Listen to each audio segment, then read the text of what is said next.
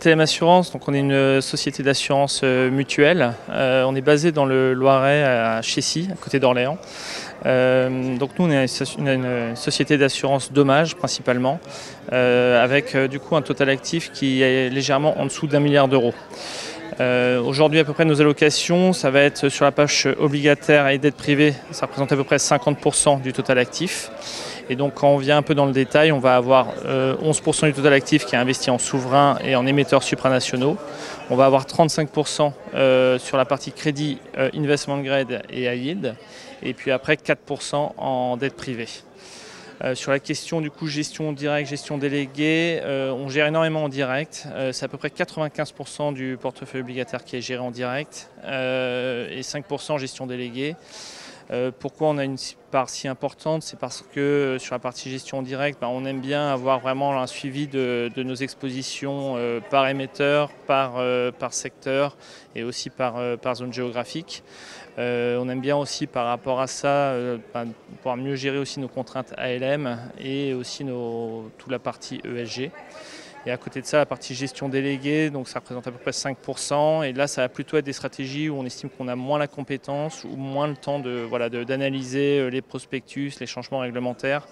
Et dans cette poche-là, on va avoir des stratégies comme la partie subordonnée financière, le crédit à yield corporate. On va aussi avoir du crédit émergent en devises dures. Et puis après, des stratégies un peu plus de diversification comme la partie cat bonds ou trade finance.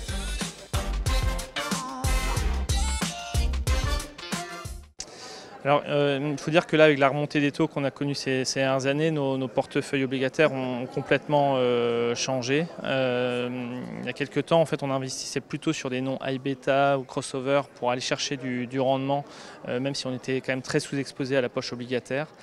Donc là, ces dernières années, avec la remontée des taux, on a augmenté de 20 points la poche obligataire.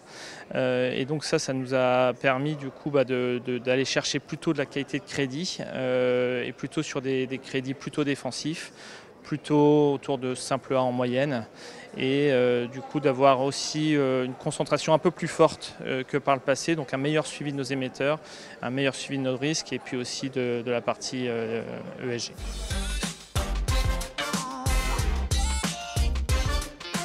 Alors ça c'est fondamental et c'est quelque chose qu'on avait mis en place déjà il y a quelques années mais qu'on a développé de manière plus importante ces 2 dernières années. Donc on va du coup regarder surtout la partie empreinte carbone. Les émetteurs les plus carbone-intensifs aujourd'hui, c'est vrai qu'on les évite. Nous, TM Assurance, on n'investit plus sur le secteur pétrolier ni sur le secteur charbon depuis 2020. Et à côté de ça, en fait, ce qu'on regarde, voilà, c'est plutôt la partie trajectoire, notamment via l'initiative SBTI, de voir si voilà, les entreprises ont des trajectoires qui semblent concordantes avec les accords de Paris. Et à côté de ça, sur la partie obligataire, on peut aussi investir sur toute la partie obligations durables. Donc c'est soit des green bonds, soit des social bonds. Et ça aussi, grâce au contexte de taux qu'on a connu, on a pu faire de nombreux arbitrages et de renforcer assez fortement cette exposition, puisque l'année dernière, on a doublé l'exposition aux obligations durables et dans le même temps réduit ces 2 dernières années notre empreinte carbone de 46% sur les valeurs mobilières.